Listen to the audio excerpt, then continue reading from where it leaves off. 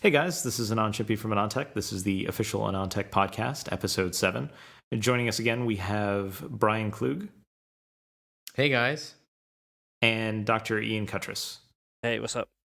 So last week, Ian kind of left us with homework, and he was talking about how awesome Borderlands 2 was, and how great NVIDIA's PhysX implementation is in it. Now, I have to admit, I didn't get a chance to build a new gaming PC and try it with NVIDIA, but I did play the game for a little bit. The style, and this is the first experience I've ever had with Borderlands. Like, all my friends played Borderlands 1. Everyone in the world seems to love the game. Visually, like, it's interesting, and I think it's a good way of hiding kind of not having the most photorealistic effects and things, but I'm not totally sold on it yet. Now, perhaps that'll change. Like, I played it on a very, very low-end system, so perhaps that'll change when I kind of crank everything up. Ian, I'm curious, what are your thoughts? Like, is that a visual style that you prefer versus, like, the kind of ultra-realistic stuff? It's just something different that's in the marketplace. I mean, we've all played our Call of Duties and our Halos, and even if it is in sort of a pseudo science fiction future reality, I think having something slightly more comical at the end of the day, it's something different that I enjoy gaming with. And the robot guy, Clanky, what's his name? Claptrap. He's annoying, and maybe because maybe it's like I don't have the fondness for him because I didn't play the first one, but I feel like he's a worse version of the robot in Portal, right? Like, I was just thinking that. Or Navi in Zelda. Yes. See, Yeah. okay, so my issue with Zelda games, like, they were great when I was a kid, but I'm tired of finding the boomerang over and over again, right? Like, this is like more of a complaint against Nintendo in general. Like, I'm tired of saving the princess for like 30 years now. Like, I don't want to do that anymore. And it feels like that's all I ever get from like the really good first party games from them. I feel like they're in this. You're saying that Claptrap is like Wheatley. Yeah, yes, but like not as good as Wheatley. Like, I liked Wheatley more. Well, you don't have to worry. Claptrap doesn't bother you for much of the game, only the initial bit. Yeah, so that's why, like, it's still too early for me to have a verdict here. Like, the beginning is just really slow, and I've made it like 30 minutes beyond the slowness of the beginning. So I think there's like, right now, I would love to actually sit down and play it again, which to me is a sign of, hey, this game could be interesting. Because there's some games I play for an hour and a half, and I'm like, I don't want to touch this ever again. But this, I'm thinking about it, and I'm thinking, is there any way I can finish my work and play it? Which I think is a good initial sign. When you get to about 2 to 3 hours in, and you hit the main portal city in the game, it starts opening up a lot from there. Like, okay, cool. You'll go and do a mission in a map, and the mission will take, say, 20 minutes, and you'll think that the map's huge. But then you have to come back to it 2, 3, 4 times, and you realize that there's a million different other areas of the map that you've never explored. Okay. Yeah, see, I'm in this, like, the kind of desolate Iceland that you wake up in, and it's fine, but there's just, things are really slow. Like, I'm glad it didn't really take me through too much of a tutorial, but there's so much, like, following Claptrap around and, attacking, like, 1 or 2 people. The initial 2 to 3 hours, that is the tutorial. Yeah. If you ever played the first one was a lot quicker going through the story, I felt, personally. I'm playing the second one, I'm doing a lot of the side missions rather than the story missions. So 20 hours in, and level 20 is slower than I would have anticipated. But I'm picking up stuff that I find really good in game, like grenades that home into the enemy and then heal you back. So they explode in the enemy's face, take off health, and then bring it back to you to heal you up. That sounds sort like of a good feature. vampiric grenades. Yeah. Wait, so you bring up an interesting point. I'm curious, both of you, what's your philosophy on side quests? Do all of them. Really? You must do all of them.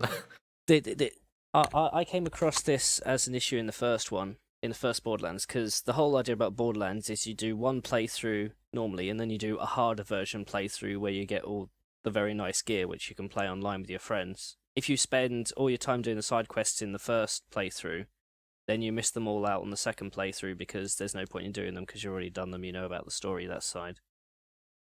So somewhat related. Sorry, go ahead. Yeah, looking back on it, I think I would have preferred to just blitz through the first playthrough, the story, and then on the second playthrough do the side missions because then they'd be harder. So related question: what's your philosophy on multiple playthroughs of a game? Like Ian, you're clearly okay with that. Brian? So I have to preface this by saying that apparently I'm bad at homework now because I didn't get a chance to play it. The only thing that I played since we've last spoken was actually Free Space and Free Space 2 again because I was feeling nostalgic, and like every once in a while I just need to play those. But I haven't played Borderlands 2 yet. I'm kind of waiting for the chatter to die down a little bit, and then I'm gonna give it a shot. But I mean, I played the first one, but like I said, I never finished it. You know, like I haven't finished Skyrim either. So I think that's my philosophy on all that type of game is that I don't want to complete the main quest because then I feel like I'm doing work and I have to finish it in one sitting type thing. Whereas if I do little side quests, then it's much easier to break it up and then I can pull myself away from it. Otherwise, then it just becomes like, oh my gosh, I need to like, I'm gonna like completely just put off all my other things that I need to do, and it's like 48 hours later, and oh god, what have I done?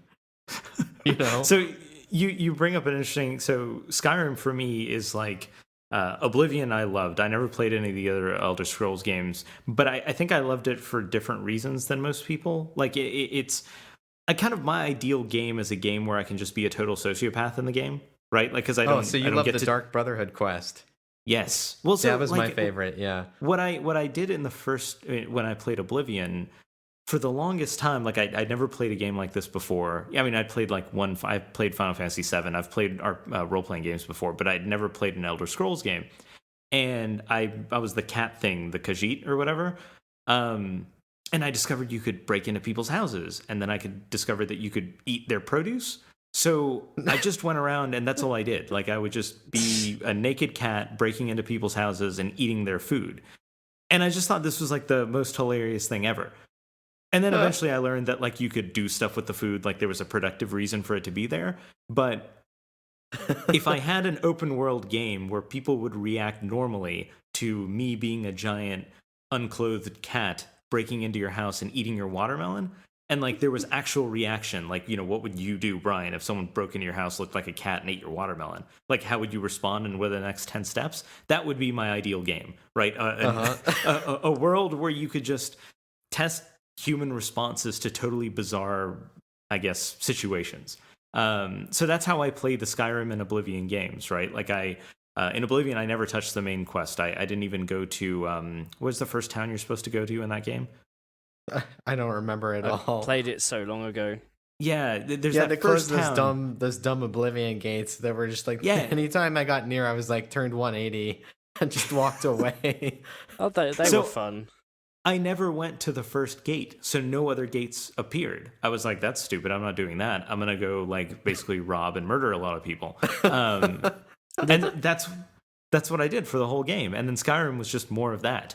The thing about Oblivion is you only leveled up when you went to sleep. So if that's right, yeah. So if you went through the game and you never went to, I think you had to go to sleep once as part of the quest. You could complete the game at level 2. So you would have like all these uber weapons, but all the enemies would be really, really easy to kill. I mean, I played They Oblivion. hadn't scaled, yeah. Yeah. I played Oblivion when I was going through my gamer score phase. The Xbox 360 has the gamer score system. I was playing everything in order to get gamer score. And so Oblivion, if I remember correctly, took me 25 hours to get all the gamer score for the main quest. And then another 6 hours for the expansion. Wow. See, I never got addicted to gamer score buffing or whatever. I guess I lied. I played another game. I played Halo 2 and Halo 3 with some friends. I loved Halo 2 online. Yeah, simply that was because fun. when, Halo 2, that was the last game where everyone had to listen to you talk, right? So Yeah. like Well, that was because the it was other still team, novel. yeah, exactly. The other team couldn't like not hear you, right? Like you could make, there was so much trash talking that would happen. And it became like an art form, right? Like me and my friends, we would just play it, and it was just, how could you get the other team so demoralized that part of their loss would be because of just the intense amount of just crap talk that was coming into their ears at all times? And Halo 3, they fixed that, right? Like you had to opt in, I guess, or like you could only talk to your teammates, and maybe you could occasionally hear the other team. Between but rounds. yes, but Halo 2 was just obnoxious. It was just all time. Everybody should imagine Mr. Shimpy here, aged 18, headset on, Trash talking everybody online. while trying to build up a reputable tech website. Yes, it's. So I hope look, you I weren't need playing as a non-chimpy on your Xbox Live gamer tag. No, I never play as that. This was This was like anonymous Anand. Yes, And then in parents, not a non-chimpy. my Xbox gamer tag is just other editors for other websites. Oh, see, I'm not that clever. No, it's yeah. It's probably more embarrassing, right? Like I was definitely not 18 when I was playing Halo 2. When did that come out? I was in my 20s. I'm way older than I should have been for that to be my form of entertainment. Yeah, like that's, the voice chat thing should be kind of old hat. I mean, it sort of was, at least for PC players. Yes. But for the console, it was new and novel. Yes. I have issues with console voice chat systems, mainly because of the sheer number of people who want to ruin your day as you play a game. I just mute everybody. Like, I have no voice enabled at all. It's just off. Yeah. I mean, that's what I end up doing now. You get so much stick if you're different, if your voice is different. My British accent got played on quite a lot. Yes. Or if there just happens to be a girl in the game, everybody else just turns into the misogynist. Yes. Is that an archetype? It's really unfair. I think, as we've grown up, we obviously understand that there is some cajoling involved in online gameplay. But when you come up against a 13-year-old who's using 4-letter swear words left and right, cussing every chance he can get, I don't know, it makes it less fun. That's why I try and avoid console multiplayer games now. Yeah, it's tough. I mean, it only works, I think, if I don't know. It's got to be, everyone's got to have to be at the same page, right? And that's difficult to ensure, unfortunately. It's okay. You just turn voice off. That's what I do. Yeah. We as part of our university computer society, we organised sort of 7-8 people up on Halo 3 all at once. So we'd all get into a group, and because we were 7-8 people, we'd all be on the same side, and that was fun. Spend a good couple of hours against other pairs and triples all forming their team of 8s. We lost most of the time though, which was that was demoralizing. You played so win, you just apparently. imagine being demoralized by a loss and being demoralized by me making fun of you as well. And that was my Halo 2 experience. Then you reveled when other people rage quit and just unplugged their console. Yes, like just that yanked used to the happen a Ethernet lot. cable out. Oh, okay. Yeah, that used to happen a lot. It was good. Well, with Halo 2, did you ever guys have people controlling the connection in and out who was standby the host? hacking? Yes. Yeah. Yes. I mean, we That never still did happens. that, but it was really annoying when people did. So whenever a game comes out, I'm always a big fan of having delocalized hosts, by the games company rather than individualized people hosting the game. Yeah, match-made games with the host advantage is just nonsense. But that's the Xbox Live architecture the vast majority of the time. Well, no, it happened with one of the Call of Duty games on PC as well.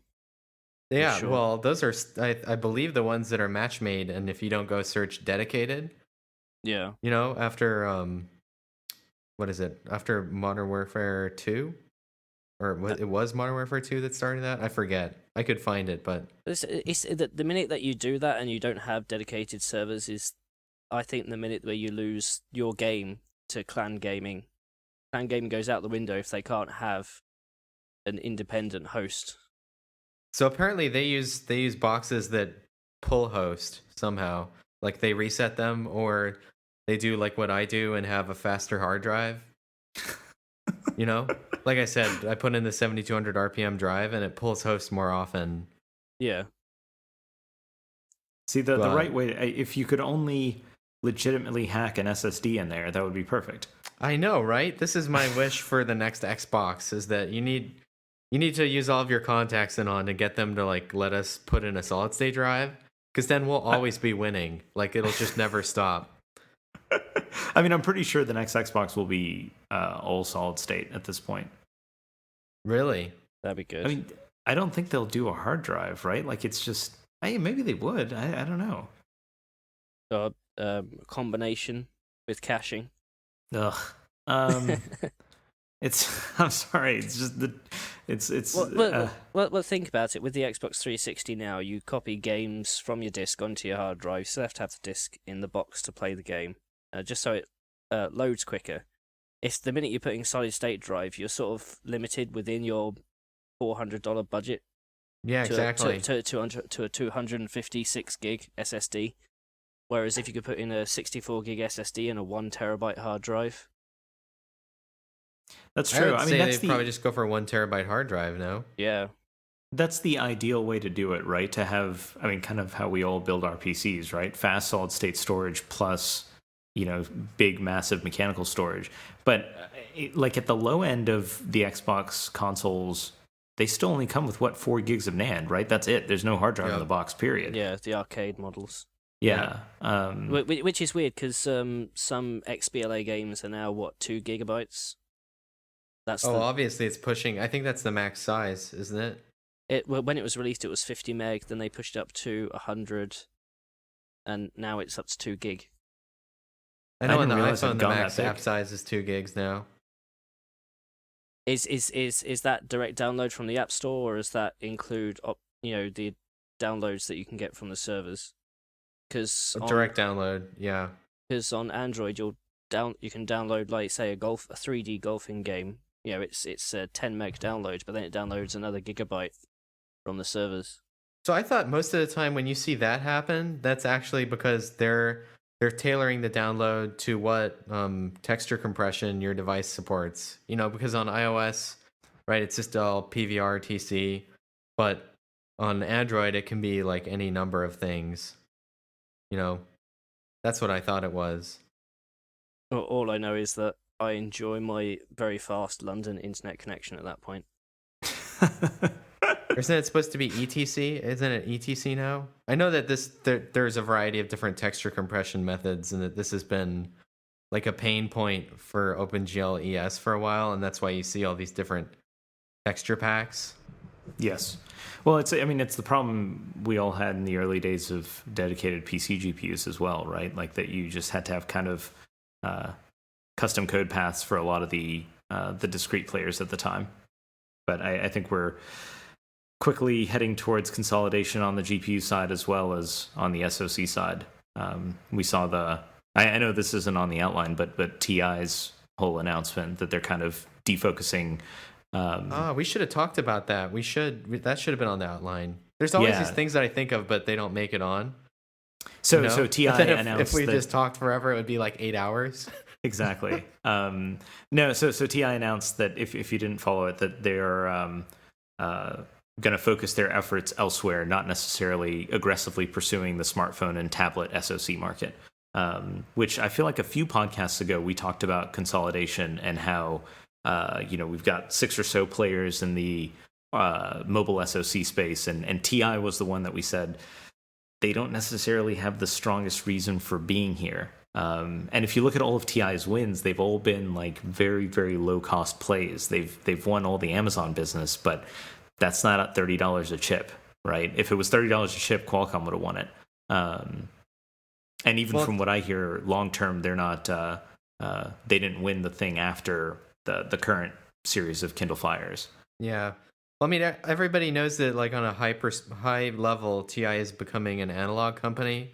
Like they made that executive decision a while ago to go after analog with the the national acquisition and all of that stuff. And there have been these rumblings forever. So when I saw that report, I was like, "What's new here? There's like this isn't news. Like what's the news?" And then I everybody guess was like, it's "Oh, they're not going to release OMAP 5," which is just obviously not true at all. yeah. Like there's going to Well, be an OMAP like 5. So I think the concern there was they're not going to have a launch Windows RT platform, are they? well, they used to have 4470. What is that? Has that gone away? I mean, I don't know what design wins that had. Didn't someone weren't they in, was it HP or someone, right? And then Yeah. they said that Oh, hey, you're TI right. couldn't, yeah, that they couldn't meet the schedule or whatever, so they're not going to be present at launch.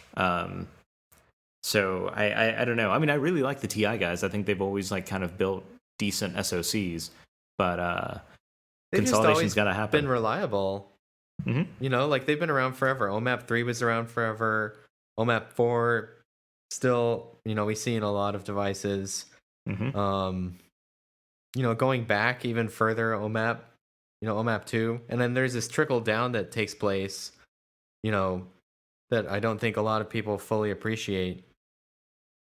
It's and that the SoCs that are sort of in the smartphone realm make their way into these other applications.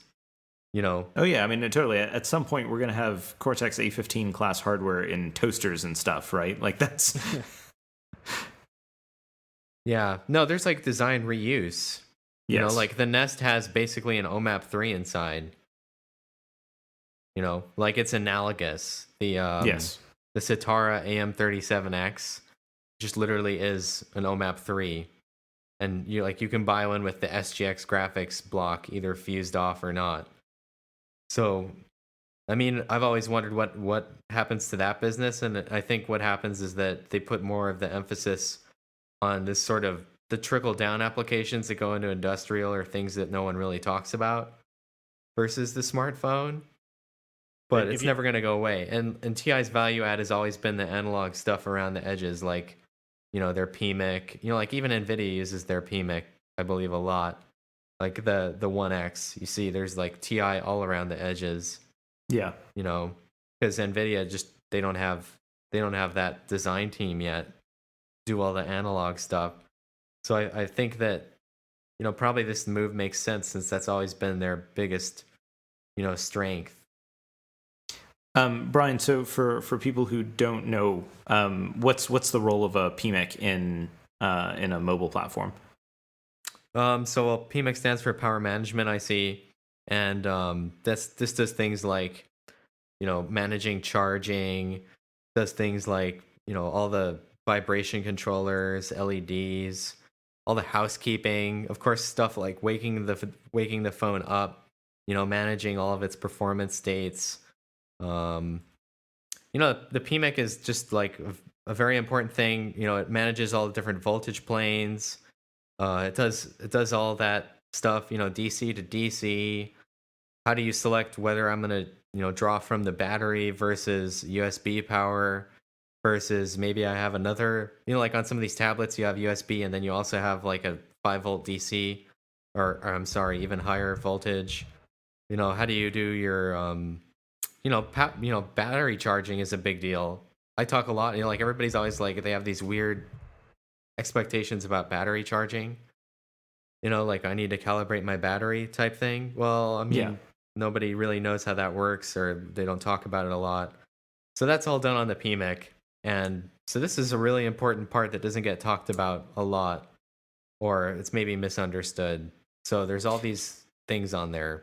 But yeah, it manages the DVFS, voltage and frequency scaling. All that stuff is on the PMIC. Long term though, doesn't that PMIC just get integrated into the SoC? It could, but I mean, I feel like a lot of this is still analog, and it's a different process. There are different things that need to be there. Like some of them have magnetics. I believe this is also at a different foundry process entirely versus the logic. I mean, but it could be a multi-chip package. I don't think you've seen a lot of people do that though. Like even the baseband has its own PMIC. Even when everything has its own little PMIC, it ends up looking like. And also, you see a lot of things like interrupts, when you need to wake up, that's all done there. Like there'll be another core entirely, or, like I'm waving my hands, but another logic block that's sort of watching over everything like a watchdog. And that's what wakes up, and tells the thing I need to get out of deep sleep and into one of these active states. So that's all over on the PMIC. I mean, I guess in the future it could be, but right now it isn't. Yeah, I gotcha. So switching gears a little bit, kind of SoC related, but in a different space. Last week we had kind of a weird launch from AMD. It was the unofficial launch of Trinity's desktop. Trinity being the new second generation, I guess, of AMD's mainstream APU, which is the CPU and GPU all on a single integrated monolithic die. So Trinity launched in notebooks back in June, I believe, and AMD purposefully delayed the desktop launch because they had so many of the previous parts of Llano in the market. So their whole thing was, let's just get all of these parts sold and kind of out of the channel, and we'll just delay the desktop launch until all that's done, so we don't totally cannibalize sales there. And Ian, you also have a Trinity system, right? AMD got you all of that? Yeah, it arrived yesterday. Oh, okay. So had you? Never mind. You haven't had any time to play around with Trinity then, I'm assuming, or did you get a chance before then? I've had a play. That's about as much as I can say right now. Okay, I gotcha.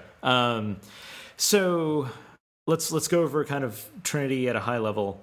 So Trinity is one of those difficult situations, right, where you don't get a process node advantage, so it's still 32 nanometer SOI at Global Foundries, same thing as Llano, but you have to improve performance. It's a dramatic shift on the CPU architecture side, so you go from stars cores to pile driver based cores, so that's second generation Bulldozer, and you actually go from having 4 discrete kind of old school K8 derivative x86 cores to up to 2 pile driver modules. Each module has the funky dual integer cores with a shared floating point unit.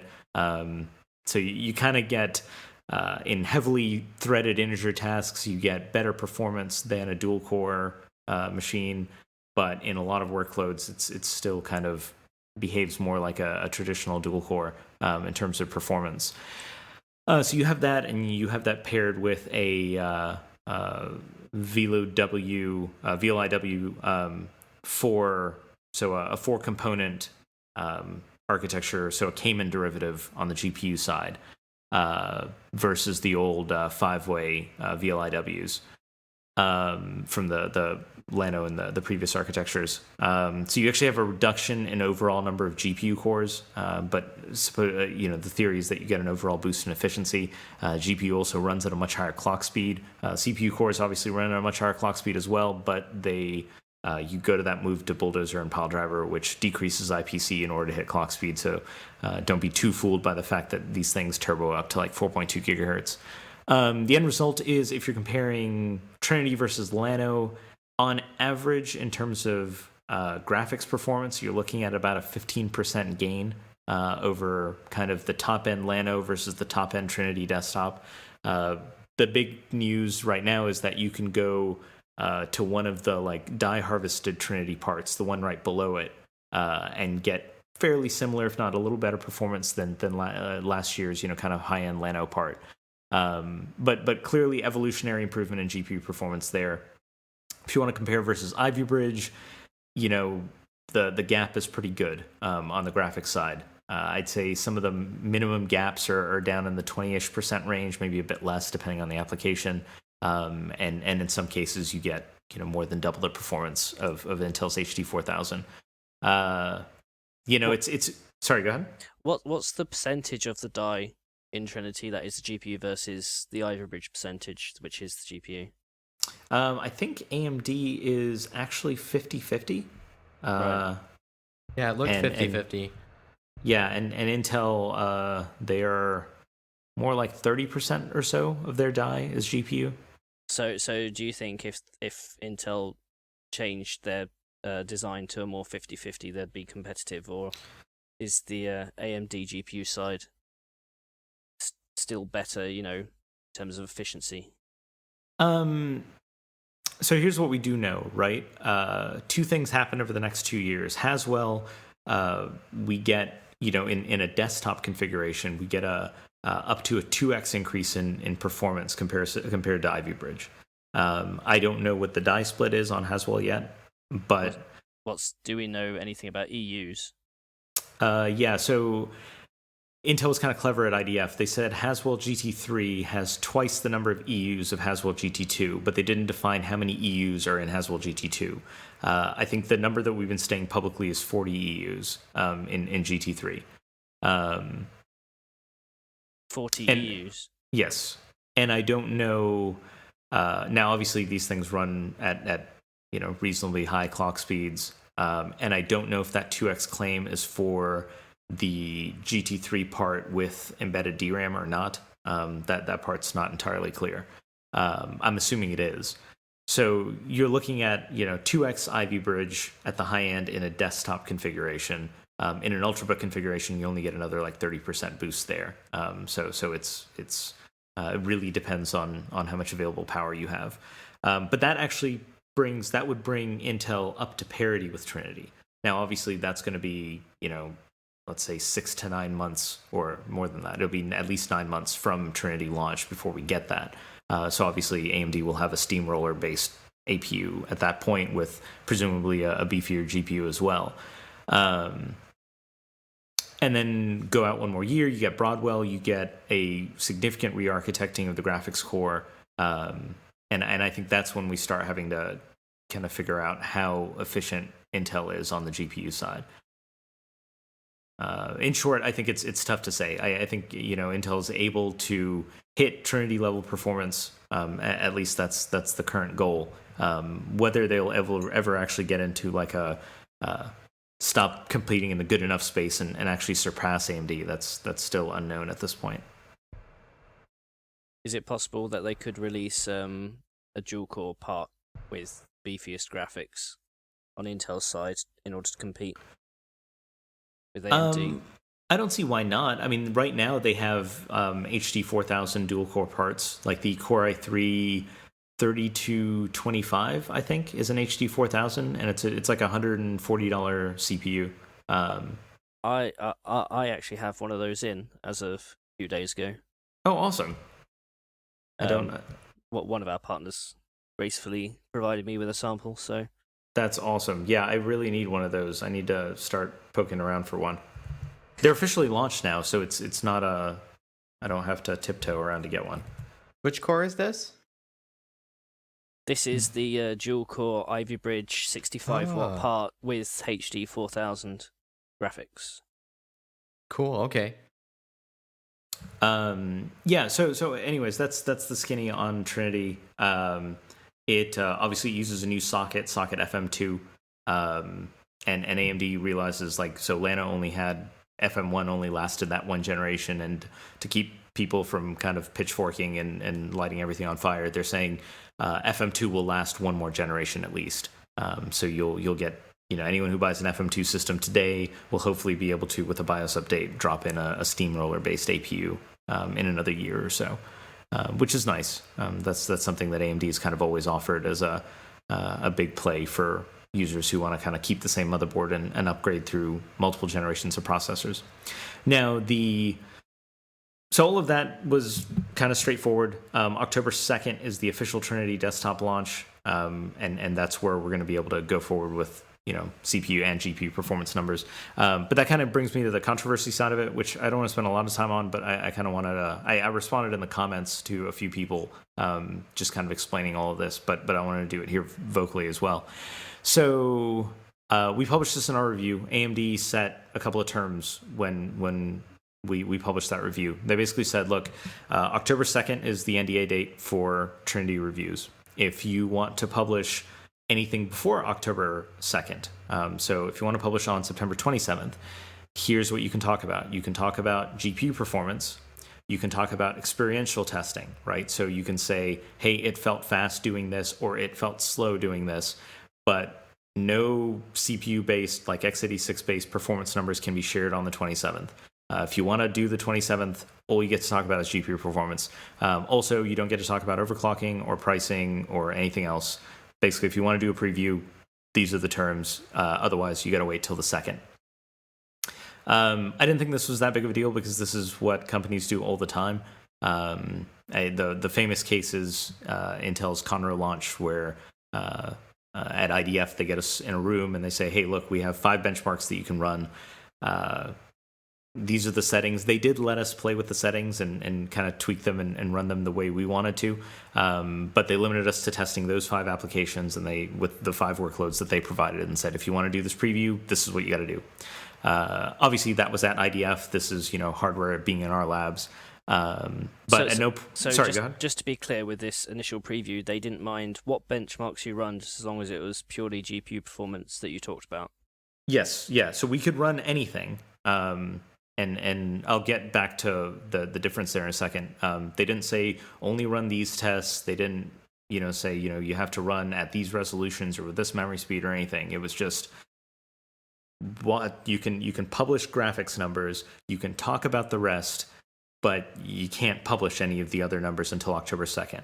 Now, all of this was optional. This wasn't if you don't do this, we're never giving you hardware again. There was no threats. None of that happened, right? It was just, if you want to publish on the 27th, this is what you're allowed to do.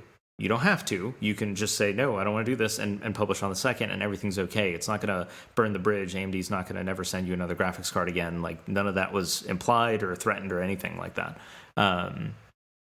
So that happened. I didn't think it was a big deal for a couple of reasons. One, we've actually had Trinity in-house for quite a while. Honestly, the only reason we didn't do more with it is because these past couple of months have been crazy. I didn't have time. If AMD had said, look, you can go ahead and run all the numbers on the 27th, something would have had to have suffered, right? So I had the ability to focus on one part of the review, run all of the graphics benchmarks that I wanted to run. We had a lot of good computing benchmarks in there as well. A lot of that would have to be sacrificed in order to kind of fit the CPU side on top of that. Like I said, this is something other companies do all the time.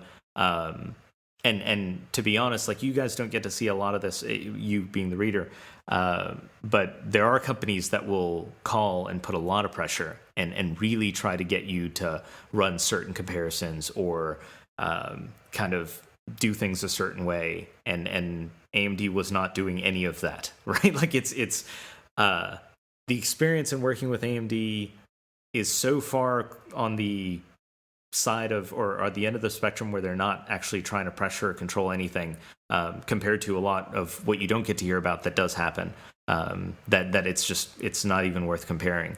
I don't typically like making a big deal out of things publicly. So, I mentioned a lot of companies will, and Brian, you've felt the pressure as well. You get a call or an email from, a company I think you're saying, putting hey, it so well. Just like, it's amazingly diplomatic and well done. And I think my original thing is that when this is all said and done, you need to write a book about here's everything, here's how it goes down. Yeah, so because I don't think a lot of readers do appreciate. I mean, like, they don't see it, so it's hard to appreciate what all actually goes on. Yes, and so it's you might say, well, why don't you just write about it publicly? I made a conscious commitment back when I started the site that you guys come here not for drama, right? The readers come not because we're a tabloid, not because they want to see who's doing something dirty and who's not. You come here because you want to learn about technology and you want to learn about the products, figure out how things perform. You want to understand how it all works. You're here for the information. You're here for the knowledge. You're not here. I mean, there are tons of places where you can get the drama, and that's just not the kind of person I was. And there was a lot of that, or the type of person I am. And there's a lot of that on the web already, especially now. And we've always just tried to shy away from that, because I feel like that it attracts the wrong type of person. And it's honestly, we all have better stuff to read about and worry about, right? I'd rather be known as the level-headed one versus the one that's always kind of in the middle of any drama there. So we don't talk about a lot of that stuff, but it does happen. Right. And it's one thing that, there's a lot of pressure that's put on all of us here that you have to be able to kind of deal with this kind of undue pressure that you get and still fairly treat the company that's kind of being a pain in the ass and not have the end review suffer as a result. So the way it usually works with a lot of these things, and this didn't happen with Trinity, but we'll get an angry call or an email, or sometimes it'll even be like an angry face-to-face meeting where they're like, company X will say, hey, what you did was wrong, or you shouldn't have run these tests, and I'm not talking about, hey, they don't agree with the way our numbers came out, like they ran a number and it doesn't equal ours. It's never that. It's, we don't think you should be testing this way, or we didn't like the language you used in this paragraph on this page. And yeah, it's literally that. And it gets insane. Like I've had like actual yelling arguments with very, very high level people at companies because they weren't pleased with the way we treated stuff. And it's interesting. You can tell a lot about who's kind of in someone's ear when you look at the subtle details in an article. It's never the big things, right? It's never, oh, they didn't include this CPU, or they didn't do this, or it's never the grand gestures, right? It's always really small things, word choice, sentence structure. Because the way this works is when we publish a review, or anyone does, any of the sites that do this, let's say Ian publishes a review on a certain motherboard.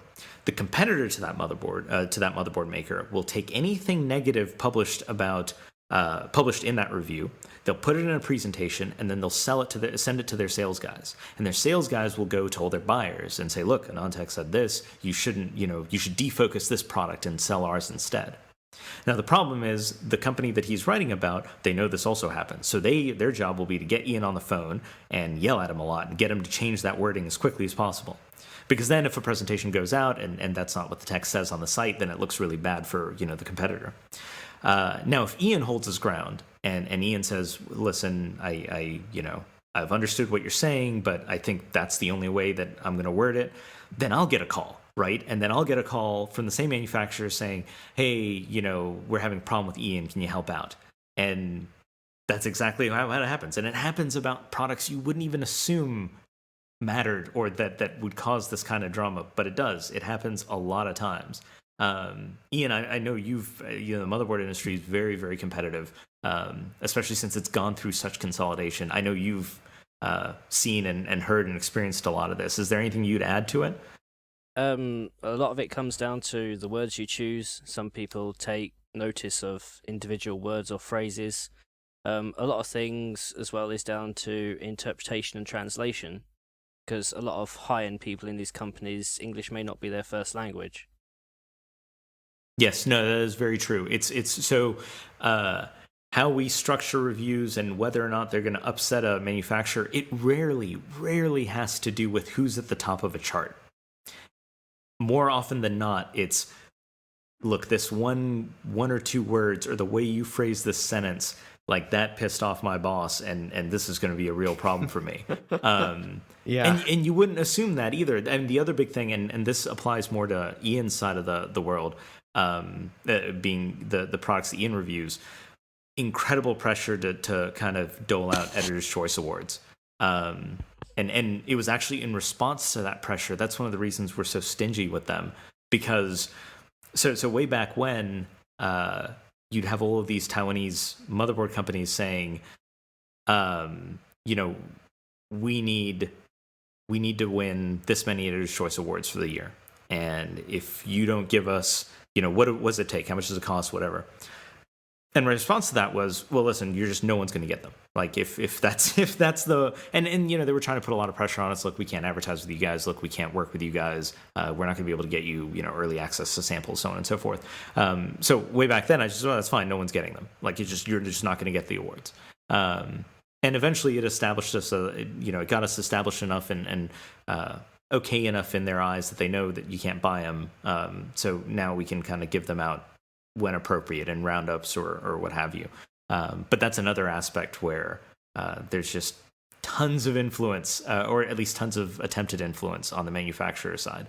The other thing we have in place, so there's a lot of pressure on the editors on our end to kind of, take their feedback, understand when does our word choice maybe when can we accomplish the same thing and kind of keep everyone happy, right? Still convey the message to the end user and still not, have our words twisted out of context and used in some evil sales presentation somewhere. So balancing that, there's a lot of pressure on the editors. The other position we have, or a system we have in place is, I don't employ any salespeople. So we have a third-party agency, and they handle interfacing with all the ad folks. So obviously I brief them when there's some negative content coming out, but ultimately it's their job to kind of deal with, any fallout that happens. And for the most part, we've gotten to the size where most companies are smart enough not to threaten to pull ads in response to something. That just doesn't happen anymore. We've had it happen a lot of times over the life of the site. The most recent example was a few years ago, but again, it's stuff drama that honestly doesn't matter, right? Like I get that everyone wants to know who the clean companies are and who the dirty companies are. To be honest, pretty much everyone's played dirty at some point. And I'd just much rather stay away from the drama. We've got too much stuff to do anyways, than to kind of bring it to the forefront. But in response to the funny is I didn't even know that we could give out.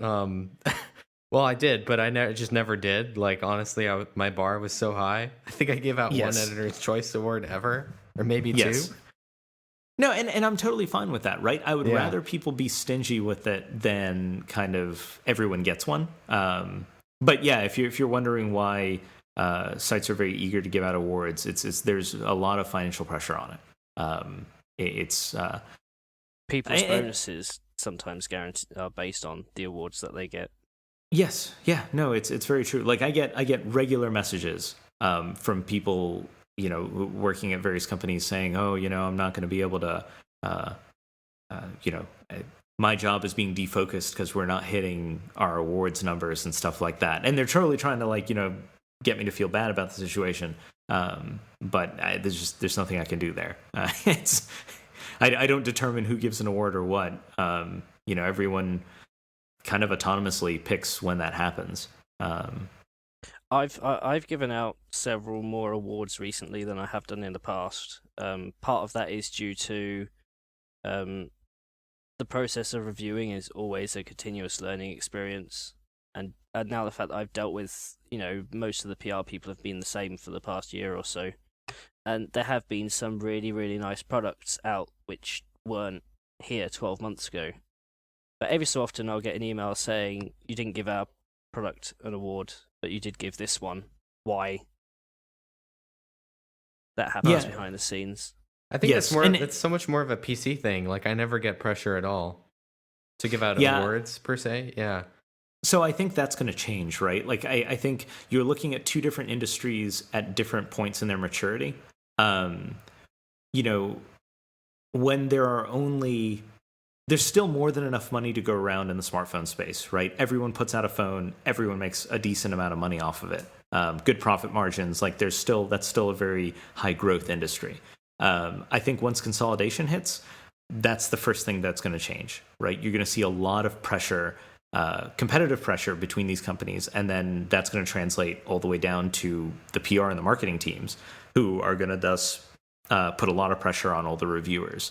Because these days, when you go talk to HTC or Samsung or LG or any of these guys, they're not really trash talking one another, right? Like they're happy to show you their product. Yeah, that's very true. And there's a little bit of jesting, but yeah, it's never serious. Like, this is so terrible. Look I'm going to make it fail. Yes. So that's what the PC industry used to be like in the motherboard space, at least. It was everyone saying, "Hey, look, this is how cool our stuff was." Now, when you go from 20 companies down to like 2 or 3, and when the motherboard market, this is the first year that in North America, the motherboard market will have shrunk, right? It's still if you want market share, you have to take it from somebody else. Yes, right. Like that's the only way your number is going to get bigger now. So you got to take it from someone else, and that extends across the company. Hopefully, it's a good enough company where that also permeates the engineering side, right? And they double down on engineering and they do a good job there. But everyone has to be a part of the team, right? So PR says, look, the only way, or headquarters says to PR, the only way we're going to make get more market share, make more money, is if we steal it from ASUS or someone else. And then it makes people kind of more competitive. So without a doubt, once the smartphone industry gets to that point, it's going to get dirty. Like everything else, it's just how it happens. It'd be a fun ride for you, Brian. Already there is a pressure to give a number, I've noticed. I mean, we've talked about that. And again, it's because of marketing pressures. Oh, but, don't get me into percentage numbers in reviews. Oh. Yeah, that sort of stuff. But yeah, I mean, again, yeah, I haven't seen any pressure yet, but I know you're right that eventually it's going to come. At the same time, there's less, like the Editor's Choice Awards are always a big deal in the PC space because that's a sticker that you can put on the box, when you're doing your design. But in the smartphone space, there's just like the box you never get to see, right? Like the box isn't a marketing thing so much, it's just sort of there. Yeah. So I wonder how that will affect things.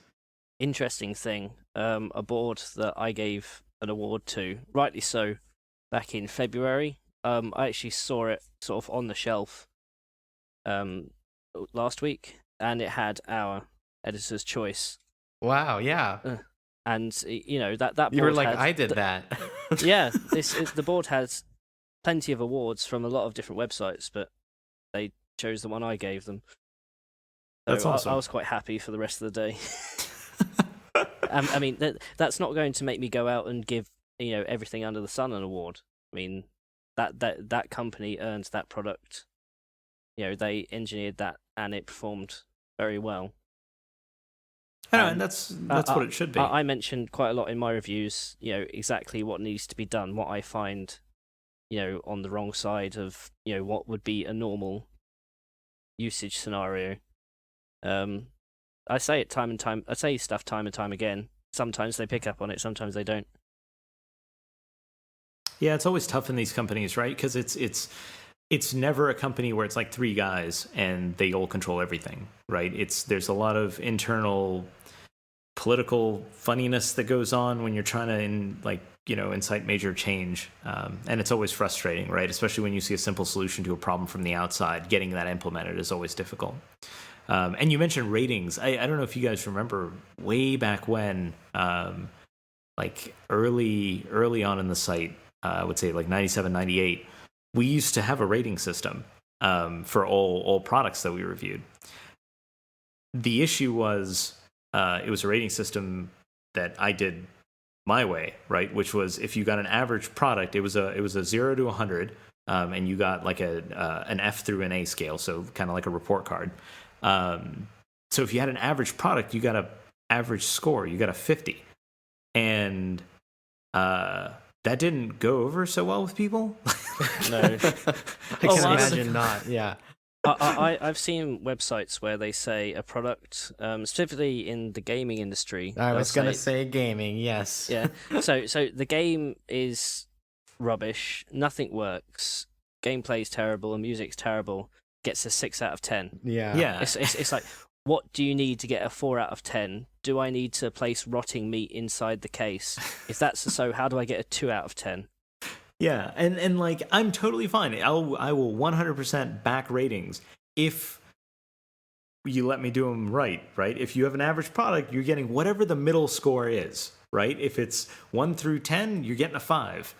Like, I'm sorry, that's what you're getting if it's an average product. And the problem was the vast majority of what we reviewed would get like a 50 to 70, and everyone was like, what's wrong with this product? You said it was fine. And all the motherboard manufacturers, because that's what this applied to mostly at the time, they were really upset. They're like, why do my products get C's? Like, I don't understand. It's just my boss is really upset at me. There's one issue with the 1 to 10, and that's the 0. Yeah. Yes. Do we include 0 or not include 0? I vote to include 0.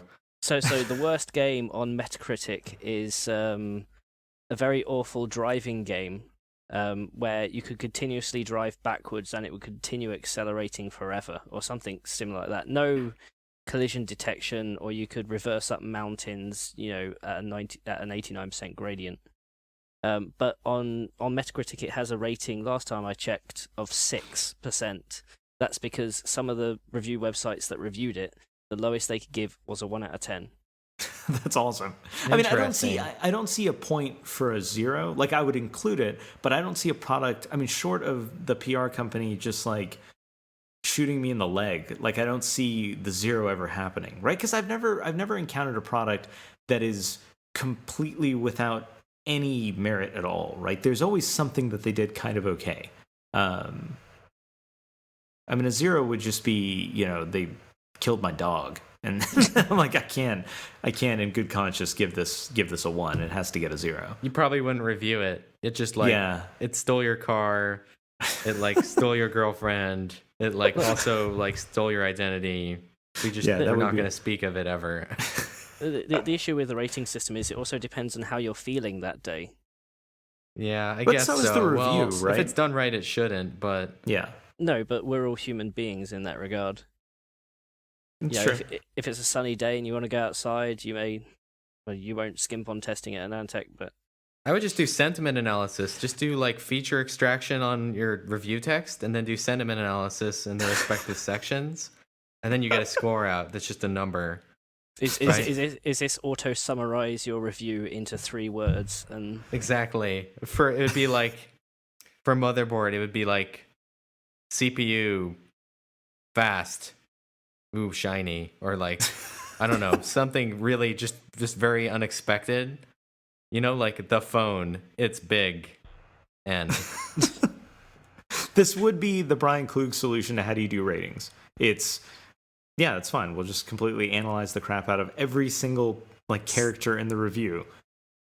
Yeah, I mean that's the best way to do it, because otherwise it's not going to reflect the text. Like that's the thing that I always see with scores is that it often doesn't reflect what I read as the user. I mean it's difficult, right? Because then like what percentage of your actual sentiment about the X made it into the text, and then what percentage.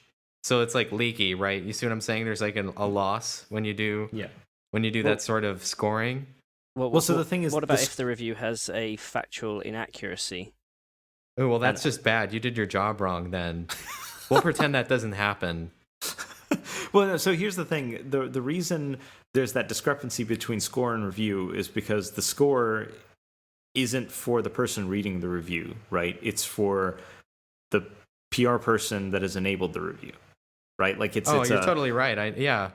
It's. I mean, what the other thing that people don't get or don't get exposed to is, and Brian, I think I even told you this, right? And Ian, I probably mentioned it to you as well.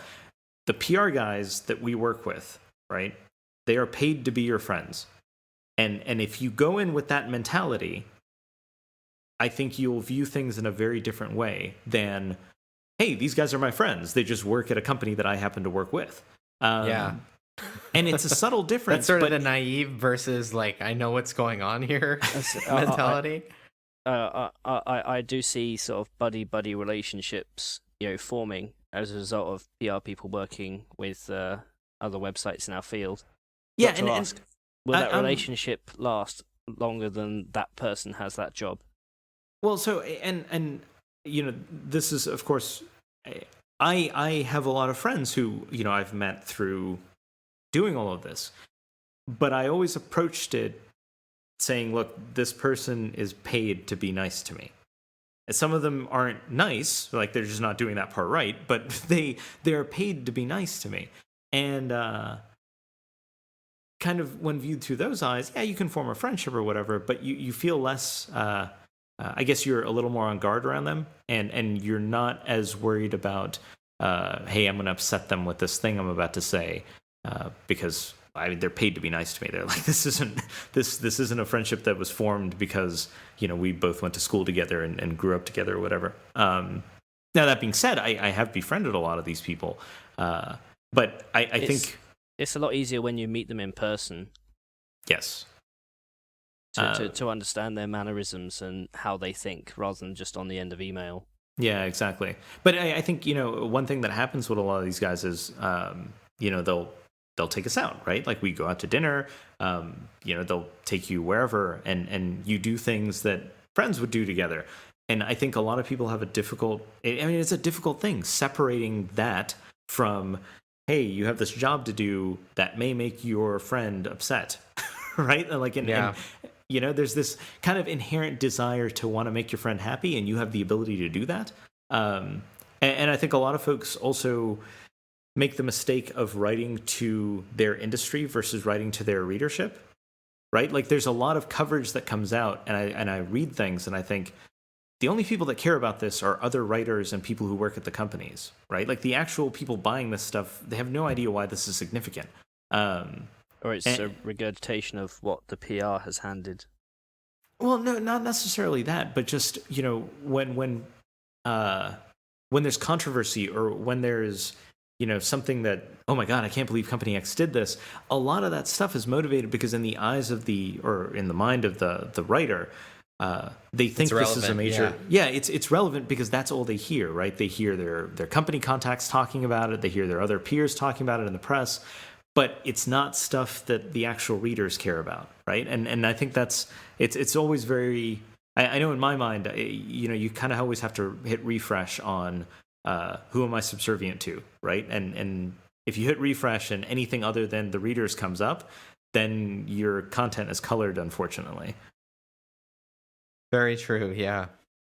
Anyway, And that's all drama. Like if it's not relevant to the end reader interest, then 9 times out of 10 it's just, you know, drama or gossip, and it may be interesting, but yeah, it's not so necessarily I the have most relevant. Stuff like this has bubbled up to the top of the site in the past. But I kind of pick and choose the battles. So a while ago, when AMD released Phenom, and someone brought this up when I did when the Trinity stuff happened. When they released Phenom, AMD was kind of in this unfortunate position of not making a lot of money, not being competitive on the product side, and yet they were still throwing like a lot of parties. Like they were spending a lot of money on PR. And I remember there was this Phenom launch where they said, look, you're going to be able to, we want you to test Phenom. We want you to review it. We're going to fly you out to Lake Tahoe. It's going to be beautiful. We're going to set you up with the Phenom system. You run whatever you want. But, you know, you'll just have a great time. It'll be really relaxing. And I remember them stressing to me that it would be relaxing. And at that point, you have to realize this was like a year's worth of me asking, look, you guys need to let us kind of set expectations on Phenom. You know, people are, and AMD at the time kept saying, like, look, we don't want to show our cards yet. We don't want Intel to know how good we are. It turned out they, you know, weren't that competitive, but they were kind of building up this hype that they were going to have a good product here. And so I kind of hit this like boiling point where I'm like, look, you guys, you don't have this kind of money to be spending, and I don't want a free trip to Lake Tahoe, right? Like I just want a chip. So I exposed some of that publicly, right? Like that was one of the times where I said, look, this has gotten ridiculous. You guys need to be focused on the right things, and this isn't one of them. So I did let some of that bubble up to the site. And kind of my point there is, with this Trinity GPU stuff, I didn't see it as a major issue. Companies have done this all the time. And I heard, you know, this kind of slippery slope argument, right? So the idea was that, well, this wasn't that bad, but where do you stop, right? What happens if NVIDIA says, you know, you have to do this? Or what happens if Intel says, you know, you only have to run benchmarks that are AVX2 optimized for Haswell? And you know, where do you draw the line? And my kind of answer to that is, we draw that line all the time. Like it happens those battles internally. have been fought already. Those battles get fought on the regular. And if it ever came to the point where I was left without, so we fight those battles privately, and I like to believe that we kind of usually win. If we ever got to the point where something publicly had to happen, it would happen, right? You know, one thing that comes to mind was way back when OCZ took over, or before Ryan Peterson, the former CEO of OCZ, before he came back and took over the company. OCZ had such a bad track record. This was late 90s. They had such a bad track record with service and with just screwing customers over, screwing our readers over, that we had to we instituted a site-wide ban, not on their products, on them advertising their products. So I had to go to our ad agency guys and say, nope, you're not taking their money, because you can take their money, but they're not putting an ad anywhere on the site. We are not sending them any business. Like, we weren't going to review the products, but we instituted a ban. We were like, we're not advertising these guys, period. They're too shady. And I remember, you know, Ryan Peterson, when he took over the company, he was like, all right, look, we should buy ads on AnandTech, get the word out that, we're back. And I met with him at a hotel, and I was like, no, that's not happening. And he said, well, why not? I don't understand. And I gave him a long list. And I was like, you have to do these 10 things. You have to fix these 10 things. And then, not will you review your stuff. We weren't even talking at that point. This is then I will lift the ban and allow you guys to put ads on the site. And to his credit, he did turn the company around from where it was. But that's the kind of stuff that we'll do, right? We will put pressure. And that's one example of how we put pressure. There are a lot of ways internally that we can put pressure on companies if things ever get too bad. So yeah, that's my spiel on that. I'm kind of done there. But rest assured, we do fight these battles a lot internally, and we have the tools necessary to kind of come out ahead, I believe, at least. And if it ever gets too bad, then we'll obviously enlist the help of the readership. One last thing I want to talk about on the PC side before we move to, I know Brian's just done a ridiculous amount of work on iPhone 5. Christian from our SSD team, he was actually in Seoul, South Korea, like a few days after Brian was there, at Samsung's launch event for the Samsung SSD 840 and 840 Pro. If you're looking for an SSD, I have really, really been happy with the latest Samsung drives, which is just complete 180 from the early Samsung drives, which is garbage, not worth the money. But now they're performant. They're great performers. They're relatively well priced, and they've been really reliable. We did a review of the 840 Pro. You can check it out on the site. Our review sample died, so I'm hoping that's not indicative of a major problem. But they're still a little bit away from launch. The other major thing, though, is so the 840 Pro is great. The 840 is really interesting because this is the first mainstream client drive that uses 3-bit per cell MLC NAND. And Christian released some benchmarks that showed it's very competitive. It's not going to really save you a lot on pricing yet, but the idea here is, and maybe I'll talk a little bit more about this next time. Once you ramp up production of kind of SSD grade 3-bit per cell MLC NAND, then that's going to drive prices down quite a bit. So this is a great alternative to today. If you want to ship a mainstream computer with affordable solid state storage, you go and buy a crappy controller and you buy good NAND, and that's it. This is another solution to that, right? It's you buy more affordable NAND, you have a great controller. The 840 controller is effectively the same controller that's in the 840 Pro, and you have a great drive solution. So you no longer have to go and buy a Phison controller or something that's just really bad. Here, you'd still get a really good experience. So over time, I think this has a lot of potential to really lower the bar for the entry into the SSD space. So that's really exciting to me. And Christian's working on that review now. It should be done here in the next few days. That would have been fun if we were both in South Korea at the same time, but it was just like he literally got there right after I got back here. Yeah, I was worried when I first saw that email come in, like it was a request from Samsung, that we need to be there. I'm like, oh God, I hope this is not Samsung phone or something where, that would have been a big problem. But no, this worked out very well. Okay, anyways, Brian, iPhone 5, what's going on there? Well, so I mean, you've been doing a lot of testing too. You've been doing much more battery life stuff because I don't have AT&T LTE here, and I'm gonna hijack a friend's Verizon LTE phone later today. So I haven't even told you this yet. I made one more battery life test because I still wasn't totally happy with the last one. But it's so I was thinking, I was like, maybe the last one was really very network focused and display focused, right? And I thought that's good, but I feel like we need more of a chip focus. Like we need more something that's going to stress the AP a bit more because that's obviously one of the major power consumers there. Yes.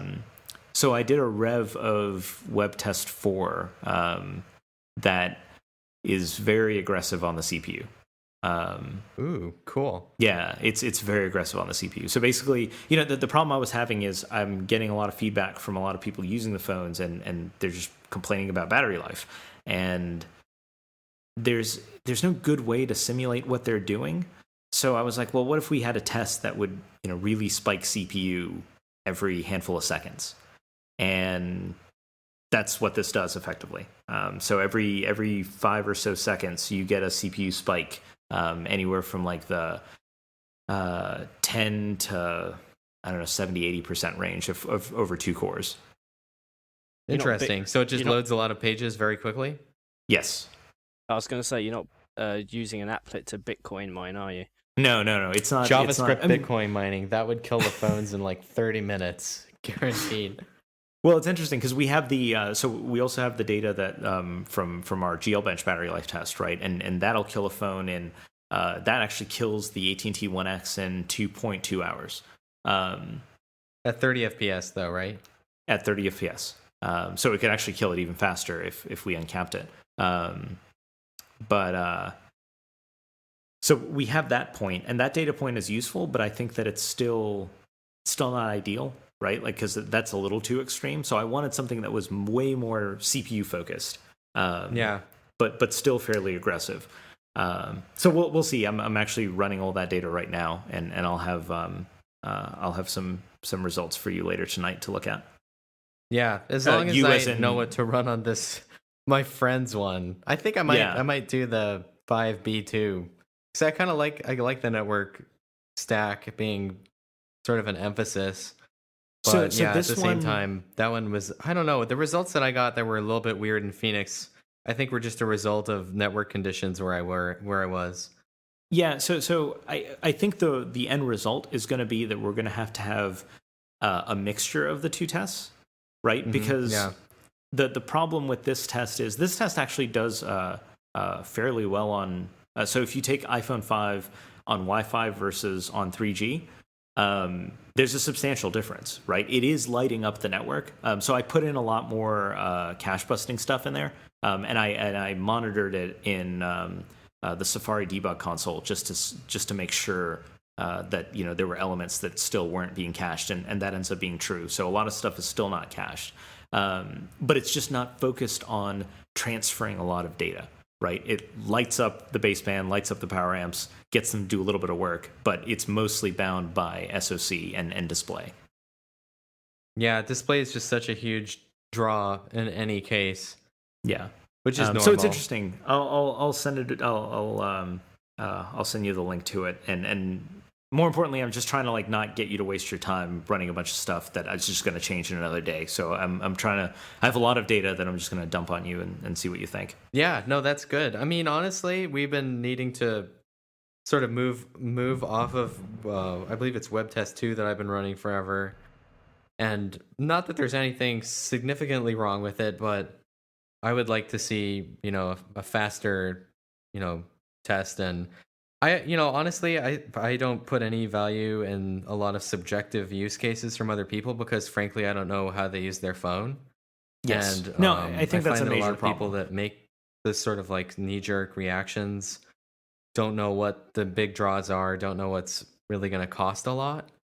Yes. And I mean I still see people complaining about location services being a big draw, and I don't that think bug is still there. Yeah, I've seen that bug before. Yeah, there's a lot of people too that don't know you can fix that in 10 seconds. Just go under general privacy, location services, find what process has the blue lit up so it's lighting up GNSS, and then just turn it off and you're done. So how big of a power draw is all the GLONASS and GPS and all that still? It's not really all that big. The problem is that when it's just on all the time, that's I believe it's hundreds of milliwatts because you have a low noise amplifier there, to boost off of what you're getting from that antenna. And so that path is always turned on.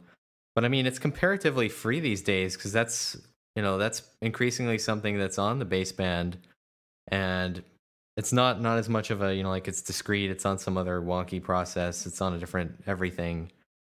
But, if it's on all the time, yeah, that's going to eat up battery significantly compared to the phone, being almost off and then just doing tens of milliwatts.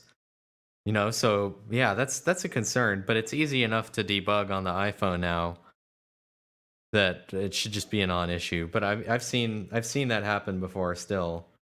Honestly, the bigger thing for me is that, there were some people talking about, I guess the podcast app would just randomly corrupt its database and then re-download all the podcasts. over and over and over again, or like iTunes Match would just get stuck and constantly re-download a song, and that would just drain everybody's phone. But this is, again, if you're getting these issues, just you gotta treat it like PC debugging and just like nuke everything and then start over. And I realize that's asking a lot when you've got all these, apps with data that can't be backed up, or a lot of the time you can't, just, very, fine-grained take backups that are only of certain application data sets. But yeah, that has to be done. Otherwise, like, I don't know what, like when people are like, oh, the battery life is terrible, I'm like, what? That doesn't mean anything to me. And like on Android, it's easy enough to just fire up CPU spy. And every time that I do this on somebody's phone and they're like, oh, it's terrible. And I'm like, but in my tests, it's fine. And I fire up CPU spy. It's like, yeah, the phone is never asleep. It's just wake locked all the time. So you can't do that on the iPhone, but you can do that on Android really easily. Just look at the state table. Like, again, the state table is your friend. No, seriously. Yeah. Because if it's not in deep sleep, something is wrong. Yes. Like, just right off the bat, if it's like, if the phone isn't in the sleep state when it's in my pocket, like, I know something is very wrong. Like, either there's an application that's just preventing everything from going to sleep, or, their power management is terrible. Like, the kernel is all messed up. And that's happened before. Like, I think somebody shipped a tablet just recently, one of those, like, kind of like no-name vendors. They shipped a tablet with the governor set to performance. So it literally never went below the max clock. Wow. Ever? Yeah. So like, this is stuff that happens, So and so that's the downside too. I recently downloaded an app to turn off extra services when I didn't need them. So when the screen was off, I didn't need GPS, and it would automatically turn that off. See, I don't know why people do that either, because the GPS isn't on, even though the toggle's on. You know what I'm saying? This is another thing. I've had this discussion with other phone editors too, and it's surprising that there's still a debate about it. But it's okay to leave those toggles on. Yeah, because it should just okay get power to leave gated, Wi-Fi right? on too. It gives me a noticeable difference in battery life. But I mean, have you measured before and after? Just the feel. Maybe it's a placebo effect. I don't know. Well, so the other thing is what Brian was just talking about, right? It could be you have an app that's running that's requesting location when it shouldn't be. Yeah. Yeah, exactly. Right? Because that's why you see a thing. In a well-designed SoC, all of that stuff should get power gated the second it's not doing anything, right? Like, that's, if it's not being told, hey, you need to transact data, it should get gated, right? Voltage should be pulled from it, and it should just stay in like a dormant state until something demands that it wakes up. Yeah, but I mean, in Android, you can do whatever you want. Like, you can have an app that's just a bad actor and is always using GPS. Whenever I close an app, I always click Advanced Task Killer. That's another thing too. That you don't need to do that in Android 4 as much anymore. Yeah, because in Android 4, as soon as you kill it from the switcher part, it's gone, right? Well, if you drag it off to the side, if you kill it from the task switcher interface, it's gone. Yes. Yeah. Yeah. You see, normally I don't. When I'm done with an app, I don't go back out of it. I just go straight back to the menu screen. So it's still in memory, still in Task Manager. So then I just use Advanced Task Killer. Yeah, I mean, just in general, it's not as much of a thing anymore. Like that used to be like a huge deal, and then it used to be a huge deal whether the OEM included their own task manager. Like, this was something everybody wrote about. Yeah, but it's just not as much of a deal anymore. So I don't know. And then everybody posts those like battery life graphs. The graph thing. Or my favorite is the that like percentage use thing. Yes, there's that which is horrible in Android. So those are based on numbers that are hard coded by the OEM. Most of the time they decide this is how much relative use having Wi-Fi on is. This is how much relative use this app is, and you can see those like they're just scalars that get multiplied, by like either the time that's spent by that process with CPU time basically times this, and that gets added together. So literally that's not like it's magically measuring everything, unfortunately. Although there are some phones that you can go and see the PMIC. Here's how much current and how, like at times voltage, here's how much power is being drawn instantaneously, but that's not what that is. So don't think that it's just for readers, don't think that that's magically what that is. But anyway, so that's my whole like rant / arm waving about battery life and why it's anecdotal and why the only thing that I really trust are our tests. And then I know what I'm doing most of the time. And, I think that in the case of the 5, would it be fair to say that they kept battery life roughly the same? Yeah. So what I've seen thus far is so here's what I've seen thus far. Under max load, similar to actually with the 4S, there's more dynamic range now. So I can make it die quicker than the 4S, and I can make it last longer. If you run in a very idle case, you do see an improvement in battery life, and I think that's purely a function of 32 nanometer, low power, high K metal gate. They've just got leakage under control there. At the worst end, I mean, hey, it's a faster piece of hardware with a fairly modern set of architectures underneath it, and you can definitely get it to draw more. The other thing I noticed is in our network-bound battery life tests, right? So the tests that are basically just bound by the display and lighting up power amps and the baseband, I do see a slight improvement there as well versus the 4S.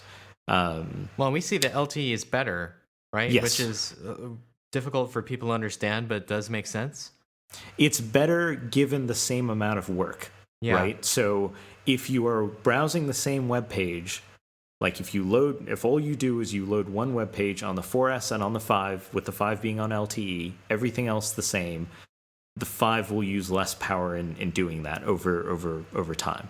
Now, if you use the performance improvements on the 5 to load 2 times the amount of web pages, or what have you, then you can have worse battery life on the 5.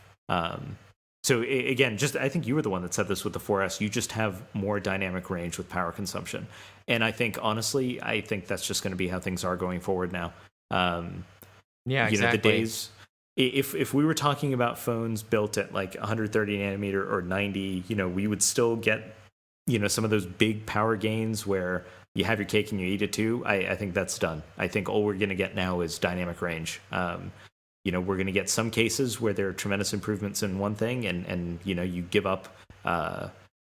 As these things become full-blown computers, you're going to eat a lot of power, man. Like, when you start using them, you're going to start eating up quite a bit of power. When you start docking them into your TV, into your monitor, and use them as a PC. I mean, it's not even that, right? Yeah, but my TV and monitor will have power. Yes, and then we'll get wireless power, and we'll be okay. Well, and it charges fast, too.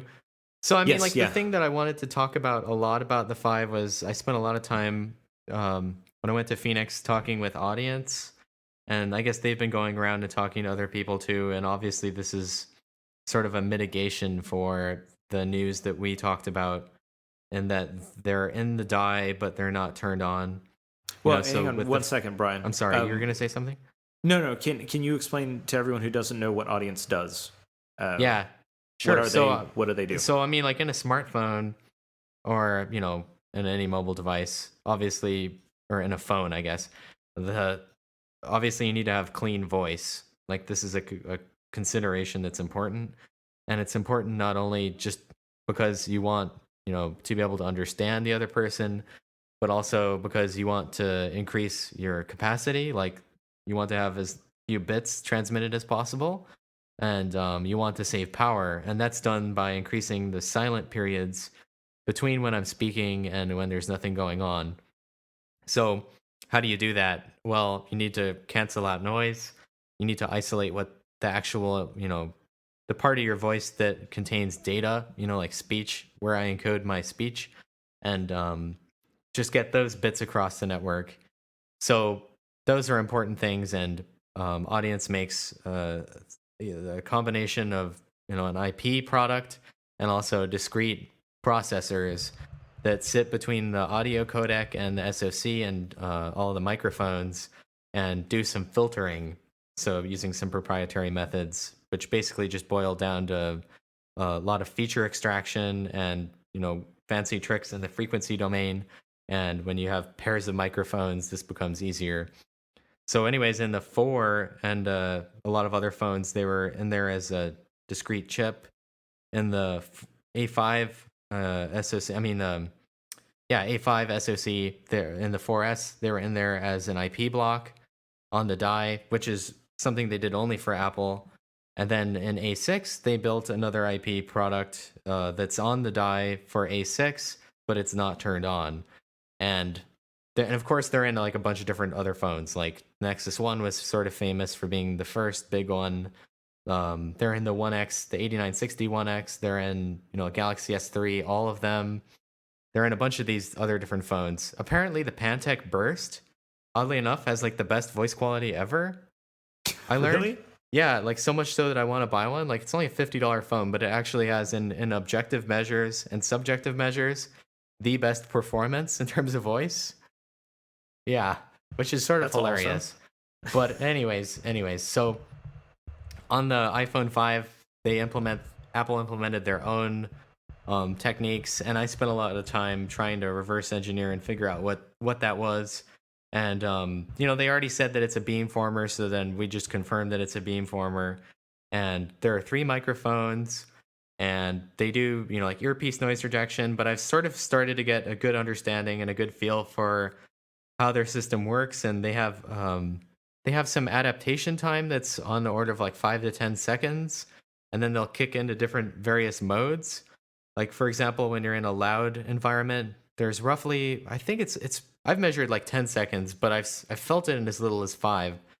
The active noise canceling circuit will kick in, and you can feel that pressure. And of course, it doesn't seem like they work in the frequency domain. They work in the time domain. So you see that they'll sort of cut in and out depending on noise around you.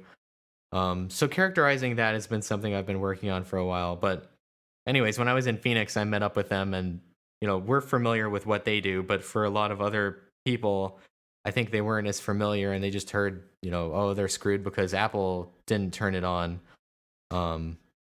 But for me, that's like I knew that already. So, it's interesting. But they're gonna apparently go into some other markets as well, and that was the big news. And then, ironically, that same day is when all this purple haze noise started up. Like the purple back reflection that people started noticing on the camera. I don't know if you've seen that at all, Anand. The purple thing. I sent you some pictures. Yeah, I did. So that's when you get those kind of like purple spots in the just in photos that you take with the back camera. That's right. Yeah, and everybody was talking about, oh, is this there's this weird thing that happens with the iPhone, and everybody goes through their like hypersensitivity to any defects period. Yes. And we need to find like a gate of some kind. I don't know how this started. Maybe that's sort of our fault with the 4. Like now everything has a gate, like what's 4S was battery gate, 4 was antenna gate, which was real. And now like everything since then has just been sort of like we need to come up with a gate of some kind. It's cheap journalistic tricks, man. It's a easy way to get people to look at you. Yeah, and so then I was like, well, should I address this, or does it legitimize the issue? Because this is just a stray light thing. So you have the cover glass, then the first vertex of the lens is coated with, it looks like just mag fluoride or some other, you have AR coatings basically to minimize these reflections and increase the light throughput. So you want to index match and get as much light into the system as possible. And then, also because this is a wider angle, it tends to be more susceptible to just stray light issues. And in some cases, when you have, a light source at the right angle, it looks like there is a back reflection that takes place, off that front vertex. It picks up some color from the filter, bounces off the sapphire cover glass, and then back into the system. And, like stray light it's a problem, but you can't very well put, a lens hood or big baffles on a phone. And at the same time, every other device has had this. I don't know why people just started noticing it. And I think some of the thought process as far as it went was, oh, well, sapphire crystals look purple to me. The color is purple. Therefore, it's clearly this new thing that they added, even though chemically treated sapphire windows are clear. Like anybody who owns a Rolex watch knows this, or like anybody who's ever looked at like any watch ever that's like above $100 should know, like this is obvious. So that was just like laughable.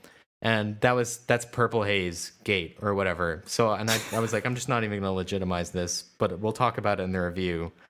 Okay. And so, yeah, literally, and the fix literally is like make a light baffle with your hand, like cover it, because like you have a cone of light that's the acceptance angle that's going to make it onto the sensor. And then you have some like angle outside of that, and that can bounce around inside your system and create glare and lower the contrast and all these other things. And these are like problems you worry about when you're designing a system, but there's no real way to mitigate it when I'm talking about like a package that's millimeters. So Yes. if you just put your hand and cover that straight light, then you won't get the purple, and that's literally all you need to do. So again, in case anyone didn't realize, Brian is an optical engineer, and that's why all of this kind of comes, I guess, to his mind right away. Yeah, this is like, as soon as I saw that, I was like, this is a straight light issue. And some people were like, oh no, it's some weird chromatic aberration. I'm like, that's not what that looks like. Like it's chromatic insofar as it's colored, but it's not chrome, it's not LCA or TCA or any of it's not light coming to focus at a different point. It's just picking up some color. Like every photographer knows about this. If you've played around with cameras long enough, I don't know how this keeps happening, that we just get this perfect combination of an optical system issue and you being faced with it. And like, I would assume. I don't know either. Trust me, I'm not. There's not being contrived here. No, I know that, right? Like, it's just, I would assume, that these things are largely. I get that the camera is a big part of them, but I'm like, of all the things that should be happening, I would figure, the optical engineering side of it, that just wouldn't come in that often. But it's like clockwork, man. Every couple of weeks, there's some absurd thing that comes out, and then Brian I get this series of engineering textbook IMs from Brian that are just like, that's not what's going on. I mean, this is obvious. Didn't you guys take Optics 304? And I'm like... There is a fix for this. Somebody's going to come out with an iPhone case which you can attach a miniature baffle to. Oh, that'd be cool. Yeah, well, I mean, most of the time that increases glare with your flash. Like, this is a big thing, is that when you have, like, that's a straight light issue, just perfect. When you have the flash and you have a case on, and all of a sudden, like, your image is white, that's straight light again. Like, straight light is a big, big problem. There's no easy fix. If anybody listens to this podcast and makes that case, I want 10%, just so you know. You'll sue them. I think that's fair. I think that's Oh, and then there's that low light mode too. I spent a lot of time trying to figure out the low light mode, and then everybody figured it out at the same time. But yeah, the low light mode works. It's pretty cool. They just boost up to like 3200 ISO, and then it looks like they do some binning and then cancel out noise. So you still end up getting an 8 megapixel image out of it. But yeah, it's noisier, but it's you can see like much better in the dark. Like we'll have some side by side pictures, and it's crazy actually. Yeah, the stuff you sent me I thought looked really, really good. Yeah, it was shocking. Like I didn't believe it at first, and it looks like the exposure time is the same. The exposure time in EXIF is still 1/15 of a second, which is the longest possible between the 4S and the 5. But I'm not sure I believe it, so I'm going to do some tests with... Ganesh was like, you need to take pictures with a stopwatch. And I was like, yeah, I know, but I don't have a chronometer or anything, so I'm going to go find something that's moving, like a chronometer, and then we can see if they're lying to us about their integration. But we'll see. Was it the Nokia Lumia, which when you went to the show, they had a low light box? Yeah, Anand got to play with the 920, which has OIS, that has real optical image stabilization, and they keep showing it off, but it's not final. And I believe The Verge got to take pictures in Central Park, and then Engadget, Miriam, who's a friend, got to go take some samples with it in Finland, and their performance looks great. I mean, obviously it's Nokia. Like, you just can't. Nobody ever they're here. They're like light years away, and everybody else is just kind of like down here. In terms of they've been doing this forever, and it's a big emphasis of theirs. So Yes. it's not super surprising, but yeah, their OIS works great. Yeah, the 920 camera in that like dark box or whatever, I thought looked very, very good. And low light's so important with smartphone cameras, right? Because effectively all shots you take with it are either in perfect light or just low light, right? Like there's no, because you don't normally have studio lights set up when you're shooting with your camera. We have to be a point where the cameras are good enough that we can go to these shows and take pictures with the smartphone rather than a $4,000 DSLR. But we're optically limited there, aren't we, Brian? Like it's just the lens will never be good enough. I mean, it could get there. I think this is a philosophical thing. There are people that are pushing on this hard enough that I think currently smartphone performance is great.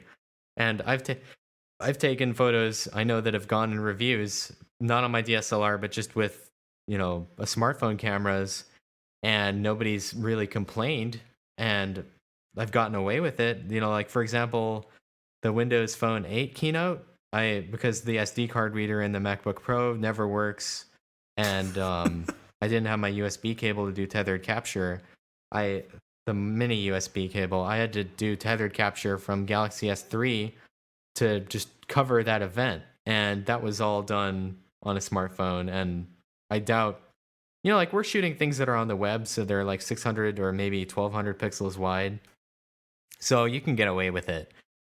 I think for real serious photography, it's never going to be there, but at the same time, there is like an artistic element to having noisy, low, like very downsampled images. Like a lot of the reason Instagram looks good is because it's just downsampling.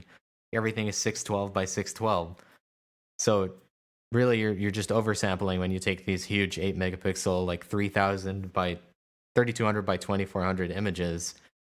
So yeah, I don't know. Like obviously, you're never going to get around physics, and a real huge sensor is going to integrate a lot more light than a smartphone camera, which has got this like tiny little aperture.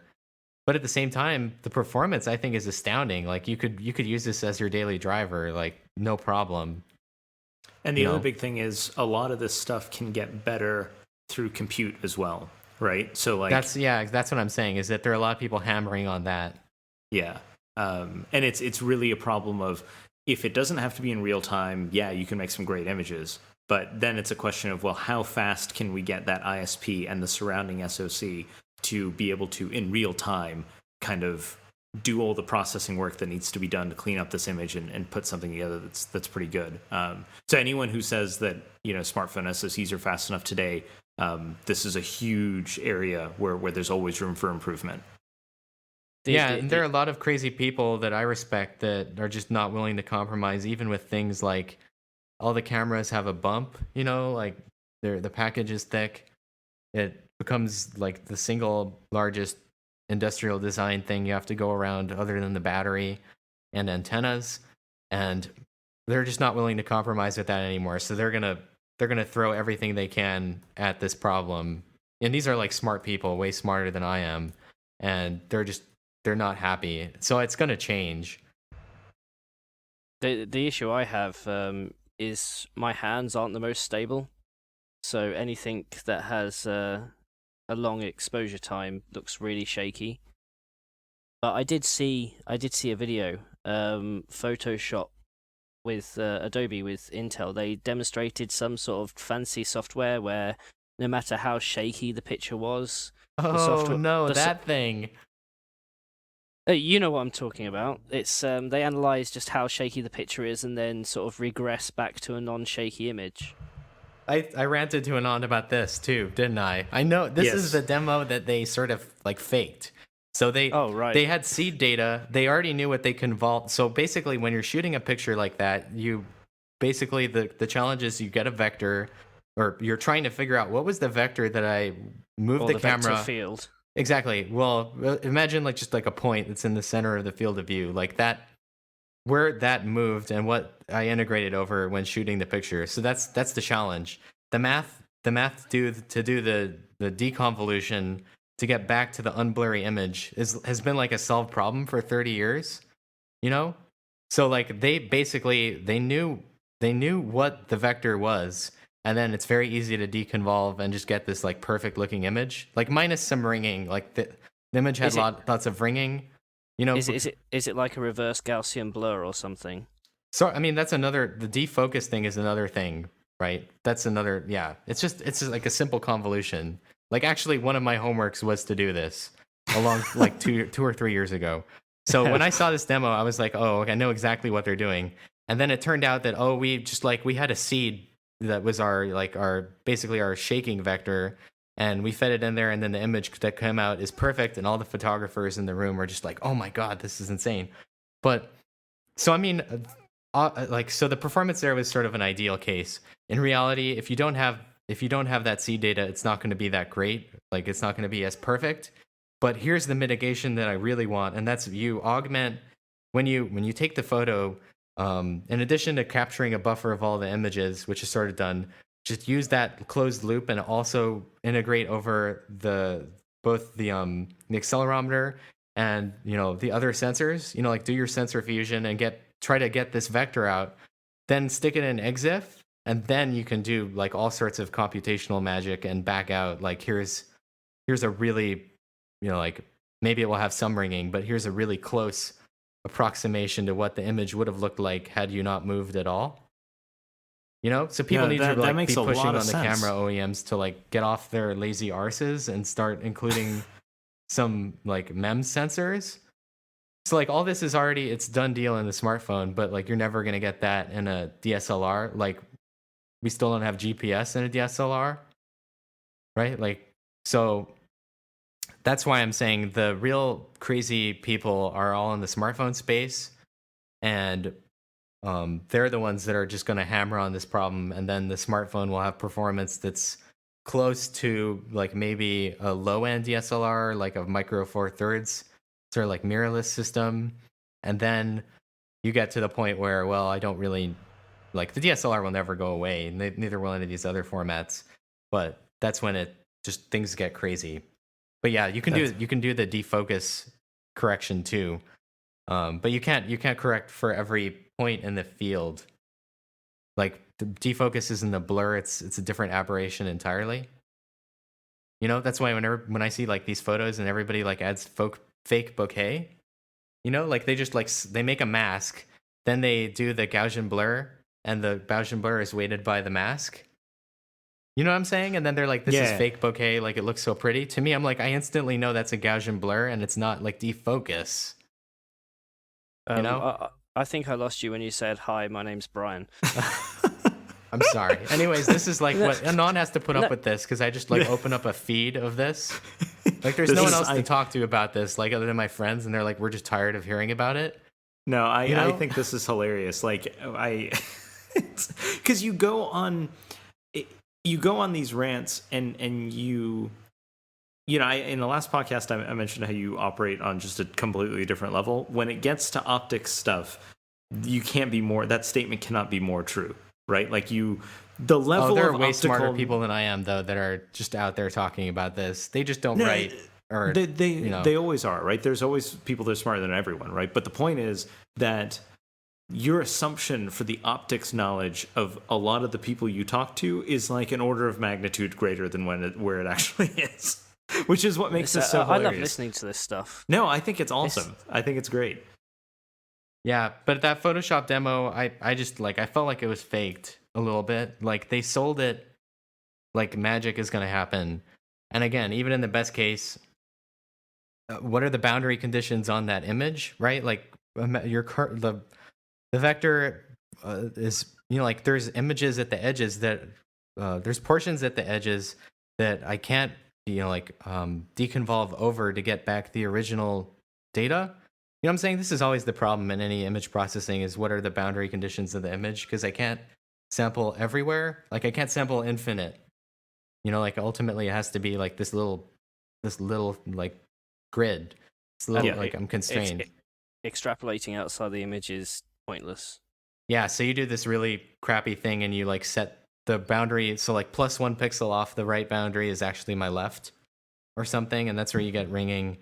So, but yeah, you get this issues with matrix calculations. Yeah, you know about this stuff. Yeah, exactly. So, anyways, but the Photoshop demo was like an ideal case. But well, I was impressed by the Photoshop demo, but thanks for correcting me. No, I'm not correcting. It's just I just like they sort of like they got back out what they put in. Well, it's if this process, it could be done with phones. Is it that computationally difficult that it would drain my phone battery? I don't think so. I mean, already you can do HDR, and that's like seconds of neon. So, I mean, it's going to use more power, sure, but I don't think it's necessarily going to drain it. Or the other thing is you ship this off to the cloud, and then it gets done, and it comes back. Like Apple's thinking is very device-centric. All this stuff can just be done for free by somebody else. That's true. Oh, interesting. So you would just like take the photos, and as they're syncing with iCloud or SkyDrive or whatever your cloud-based photo stuff is, they would just get cleaned up there. That's one way to do it. I don't know if that's necessarily going to sell. Like the big battle is whose CPU does that sell? Like obviously Apple's motivation, and I see this understanding online that they're very device-centric, but I don't see the thought process going one level further, and that's because they want to sell the device, like they're a device company, and they also want to sell their CPU, whereas everybody else has different motivations. Like Google's motivation is we want this all in our like massive data mine for whatever nefarious things, not nefarious, but whatever like things we're gonna do, and then that sells CPUs for Intel, right? Like those are Xeons at the end of the day, as opposed to A6s. Yep. The issue also is if you send photos to the cloud, I mean, how many photos are taken on the 5 million pre-order iPhones or however million iPhones there are in the market? If you've got a system where people are uploading 3 million images a second. Oh, well, PhotoStream already does some of that. Like you don't need necessarily lots of images. You just need one, or maybe having more might help a little bit. Plus the EXIF data. I mean, more people just battling the system with insurmountable bits of data. I mean, which companies can actually handle that amount of images and data? Facebook, Google. I mean, my take on it is I do like to have processing done locally. Like it's a very efficient way of doing it. And the level of compute necessary to do this stuff, honestly, at some point you can just do it in fixed function, right? Like you can just have a fixed function unit that just does this. Yeah, no, I agree. I want it to be local too, because I like control over what's going on, and like I want to control my own destiny, sort of thing. Yeah, you have the original and the suggested final. Yeah, but I mean, this could be done anywhere. No, that's I very don't true. think it's a big deal.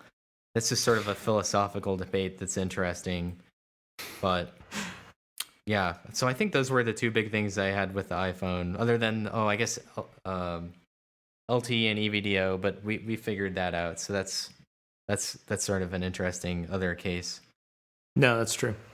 Okay, well, that takes us to the end of our outline, and we'll be back in a week. Hopefully by then we'll have this iPhone 5 review done and shipped and get ready for the Windows 8 launch, which is coming and it's going to be very worrisome from the amount of stuff that's going to be coming in for us to look at.